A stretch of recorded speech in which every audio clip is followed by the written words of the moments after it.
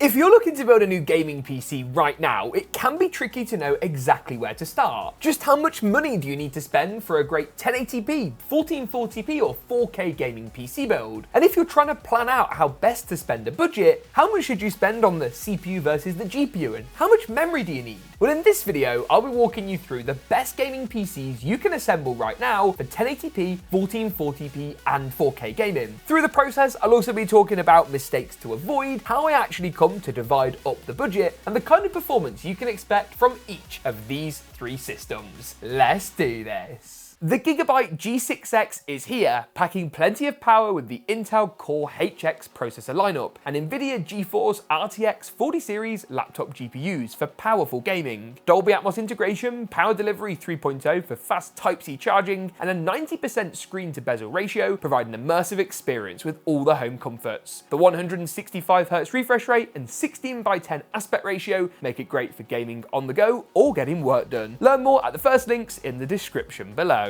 Now I'm going to start off by building a more entry-level 1080p gaming PC build and start with around an $800 budget. And what I'm actually going to do is pick off some of the more boring components first, those that aren't going to make a massive difference to performance, so that I can see exactly how much is left for the crucial CPU and GPU combo. Now for this build, I'm pretty confident that I'm going to go for an older CPU, something that requires DDR4 memory, so that is where I'm going to start. I'd like to go for 32 gigabytes, so 16 gigabytes per module ideally. I'm then going to sort by price low to high, as this is going to give me some of the most price competitive options and rule out perhaps some of the kits I've just not heard of before. Straight away that presents me with options like this TeamGroup T-Force Delta, but I think we can maybe go a little bit cheaper. Something like the T-Force Vulcan lineup. Remember, every dollar at this price point is going to make a massive difference. Now you can see here there's a 16 gigabyte kit for 32, that's a bit better. 32 gig kit for 87, so if we compare that, actually the RGB kit is the cheaper option. 3600 megahertz with a cast latency of just 18, I think that's going to make a whole lot of sense. This build is also probably going to require around about a 600 or 650 watt PSU. That's the baseline I would recommend really for a discrete dedicated GPU config, and straight away you can see there's some compelling options. I've used this MSI A650BN in a few builds, which you can check out in the cards now, and had quite a lot of luck with it. Corsair's good, but again that's going to cost more. This MSI one actually clocks in at just $55 with the $15 promo code applied. So I'm going to go ahead and pop that in the basket too. I next want to find a fairly budget-oriented PC case. So I'm going to just punch into Newegg, PC case. I'm going to go ahead and scroll down to our price filters, and I want to spend anywhere from $40 to $80. Ideally, we want to be more in the $60, $70 mark. Feel free, by the way, to shop around. I'm using Newegg as it's going to give a realistic idea of pricing. Now, Fractal's Pop Air is nice at just $49, but you don't get any included fans, which might make something like the Phanteks XT Pro Ultra a better bet. Again, we've used this before, love it. 4 ARGB fans as standard. Samma's a little bit cheaper, only by $5 when you account for the rebate. That comes with 3 ARGB fans, so actually less than the Phanteks option. Samma have got a lot of nice options at this price point, but I actually think the Phanteks XT Pro Ultra in black at $69 after the rebate is the most sensible option. Also going to add in storage at this stage. I really love a few key drives. The MP44L from TeamGroup is a real favorite drive of mine. The 1TB comes in at $56. I also like the P3 Plus. This one, as you can see at the moment, comes in for the 500 gig at $41, for the 1TB at $68. So that's going to make the MP44L actually a better bet. This is arguably slightly higher end than what you do need to go, but it gives great speeds, and you can learn more about this drive in our SSD reviews on GeekaWhat.com. Now, adding all of this into the car is going to bring us to around about $270, and it ticks off the case, power supply, RAM, and SSD. Our CPU is more than likely going to have its own cooler. The GPU, of course, is left to pick, so that leaves us with around about $530 to get all of those parts in the bag. Instinctively, I'm thinking about the Ryzen 5 5500 or 5600. These are last generation 6-core 12-thread chips that provide really great gaming performance on a budget. They support cheaper motherboards, the cheaper DDR4 RAM we've just been talking about, and still give you support for some of those slightly faster SSDs. Now the 5500 comes in at $85. The 5600 by comparison, that's going to clock in looking at $114. Now that is a fairly significant price bump, but I think it's worth it for the extra performance. So that is why I'm going to add it in this build. Knowing that I've gone Ryzen AM4, I need a B550 motherboard too. The ASRock B550M Pro 4 comes up as one of the first options, and again, we've had great experiences with this board. $100 is pretty affordable, and that's going to then leave us with a remaining budget for the GPU. In fact, it's going to leave us with $320 or so. Now let's break down what GPU options you can get for this price point, and I'll be honest, it's kind of tricky. The first would be the RTX 4060 from Nvidia, and I know that this isn't the most popular card, but it is worth considering. That's going to come in at $299. AMD's current generation option would be the RX 7600. That's going to come in at around $250, so that is cheaper. Moving up the lineup, the RX 7700 XT is going to be more than the $320 budget. In fact, this one only comes in at $349, so I'm going to pop that in the other tab for later. It would push the build over, but would be a great option. And then on AMD's last gen lineup, you've got the RX 6750 XT. That's going to provide us a bit more VRAM, but as you can see, availability on this card not quite as good. This XFX model is in stock though, and at $309, I think that might be what I go for. The 7700 XT would have been preferable, but I think would have pushed this build over budget by around about $20 or $30. So bear that in mind if it's something you want to replicate at home. So for an $800 budget, this is what I go for. The Phanteks XT Pro Ultra, ASRock's B550M Pro 4 motherboard, a 6750 XT with 12 gigabytes of VRAM for 1440p gaming, 650W PSU, Ryzen 5600, and a TeamGroup T-Force Delta RGB memory kit with an MP44L SSD. But what if you want a game at 1440p? Just how much more money have you got to spend? Well, let's go ahead and start from scratch, removing everything from the car. And the main reason is that we want to move up to the Ryzen 7000 lineup at minimum. I think that for 1440p, we're going to be in the region of $1,300 to $1,500, but let's see just how cheap we can get it. The 7600 non-X comes in at $182, the X comes in at $229. This is just a higher power, higher clock speed version of this, so I'm going to opt for the cheaper version. I'm going to go B650 because that's the mid-range chipset for Ryzen 7000, and weigh up a few options. ASRock is about as affordable as we're going to get. Again, their B650M Pro RS is a pretty good board. MSI's B650 Gaming Plus is also okay. The B650S, Asus's TUF, also pretty solid. The ASRock board is by far and away the cheapest. So although you've not got Wi-Fi, you've not got as many creature comforts, it's going to be adequate. The 7600 CPU. I'm also going to go ahead and pop in 32 gigabytes of DDR5 memory at this point. Again, as I've got a few kits in mind that might work the best. Best sellers, you've got Corsair Vengeance, G-Skill Trident, but this is all quite expensive. So let's go ahead and again adjust the latency. We want a kit that's 32, 34, not any higher than that. And let's sort by price low to high and see what we're given. T-Force Delta again comes up as one of the cheapest options. And for me, I find it hard to use anything else when this is just so affordable. The only downside really would be the speed. This is 5600, whereas this KingBank kit is actually 6400 with that CL32 rating. So as much as I like TeamGroup and have used their stuff before, KingBank is what I'm going to go for. We've actually got a build with KingBank RAM coming soon, so keep your eye out for that. And of course, if you want, you can pick it up in black, which would arguably match this build a little bit better. The MP44L I used in the last build is perfectly adequate for 1440p gaming. So again, I'm going to pop the 1TB drive in. Other capacities are available if you want to spend that bit more money. Power-wise, we're going to notch up from 650 to 750 watts, and I'm hoping that you guys can see again what I'm trying to achieve here. I'm trying to tick off as many components as possible first, and that will leave me maximum budget for the GPU a bit later. Power supplies in then, PC case is probably the next option. Let's again look at what the best selling is on Newegg now and see whether or not I agree. Fractal North is okay at $109, but you don't really get any fans included with the case, so you've got to go out and buy extra, and that's just going to push us frankly over budget. The Fractal Pop Air XL is also good, but arguably a little too big really for this build. Montech King 95 is great, but that's a bit too expensive. You know what, I might go for the Pop Mini Air, and the reason being we've got a micro ATX motherboard anyway, so we don't want something that's necessarily too large. Now then, looking at the basket, I've pretty much got everything that we need. The only thing maybe I might suggest is picking up a CPU cooler like Vetroo V5. For just $25, available in black, white, or apparently pink too, this is going to provide better cooling than the stock cooler, be a lot quieter, and just a generally nice upgrade for the build at a fairly inexpensive price point. And that leaves us with an absolutely extraordinary amount of money for the GPU. For 1440 1440p gaming that isn't going to cost the earth but gives you good leg room for playing at high settings and getting decent frame rates, there are a few options to consider. On the AMD side, the 7900 GRE is a personal favourite of mine. As you can see, there's loads of different options at various price points here. Well, on the Nvidia side, you'll be looking at the RTX 4070 Super, in my opinion. The 4070 Super's got better ray tracing, better DLSS, and Nvidia cards, it's a fact by the way, sound better than AMD. Personally, I think the GRE, when you compare the pricing here, makes the most sense. So I'm going to revert to the GRE and add in this ASRock Challenger. Again, it's another cooler we've used before, a little more basic, but it certainly does the job. Now that brings the build in total to actually only $1,200, and it looks like my challenge to build a 1440p build on, relatively speaking, a bit of a budget's gone quite well. There are some areas you might want to target for upgrades. You may want a larger capacity SSD, you may go ahead and want a slightly nicer case with some more features and a bit more glam. The motherboard is as cheap as you'd go for B650, so easily you could add another 150 on and spend 13 or 1350 for what would be a slightly more well-rounded gaming PC build. So now then, James, you've built a 1080p and a 1440p system. What about 4K? Now for 4K, again, let's look at the GPU first of all. Unlike the budget builds where we're trying to save as much money as possible, 4K is all about getting the right gaming experience. And for that, there's only a few cards really to consider. The RX 7900 XT from AMD would be my basic budget 4K choice. But if I'm being honest, it just hasn't got quite enough 4K legs for me to comfortably recommend. Instead, the RTX 4070 Ti Super, while similar in rasterization, has the advantage when it comes to things like DLSS and ray tracing and frame gen, and at 4K, unlike other resolutions, I think that's more important. This Gigabyte card is about as cheap as we get, so let's start there. 4K, you're more likely to be bound by a GPU than a CPU bottleneck, but on a higher end build, I think something that's going to perform well at all resolutions is just as important, and that would push me towards the 7800X3D, although not at that price point. Now this is a chip recently you could pick up for as little as $350, so I've got no idea what's going on here. Let's look at some other options. We've got the Ryzen 7 7700X. That's going to give you far more performance than a Ryzen 5 at a lower price point. That comes in at $249. The newer 9700X provides a small bump in performance. How much is that going to cost us? $350. So yeah, for this build, let's stick with the Ryzen 7 7000. Ryzen 9000 will get better as price comes down. AMD are just, in my opinion, massively overcharging for those CPUs in the current landscape. Having gone for an AMD CPU, we need a B650 motherboard, and we don't want to go as basic as the Pro RS from last time around. There's a few boards that I like a lot on the channel. The Eagle AX from Gigabyte is always a great shout, and at $159, I think that's going to be perfect. Better connectivity, Wi-Fi support, and the AM5 socket that you can install basically any Ryzen 7000 or 9000 chip into now and into the future. Memory-wise, we want a pretty similar 32 gigabytes of DDR5. That's a constant throughout all these builds. 32 gigs is just what you want, and let's maybe spend a little more money this time on a kit that has a few more bells and whistles. This one from Corsair looks okay. CL36 is a little on the high side, but to be honest, that's gonna be okay. SSD-wise, let's have a look at some options. SN770 from WD's pretty good. That's gonna provide us with a little bit of a speed increase over something like the MP44L. I'm gonna go 2 terabytes for now. 4K is all about having a build that's just a little more well-rounded, so I think a better SSD makes a lot of sense. Power supply-wise, I want at least 850 watts. I think that 850 is gonna give us just more comfortable headroom than something lower end. And again, let's look at the best-selling options and see whether or not I agree. Corsair have got a white one. We don't want that one. It's not gonna match the aesthetic of the build. MSI's A850GL is good, but again, that's not gonna really fit the color scheme. Instead, here we've got Corsair's RM850X and RM850E. I think the RM850X will be fine. The only thing to check is whether or not it's ATX3, and it looks like it isn't. That crucially is going to give us the cable that we need for the graphics card without needing to use an adapter, and no one wants to use an adapter. Let's just do a Control F and search ATX3 and see if we can kind of filter by those. Do MSI have this in black on Newegg? Let's see. They have an 850 watt in black and ATX3. Yeah, this is what we want. This is going to be perfect, and $105, really, really nice. We are pretty much there. The only thing really is a case and a cooler.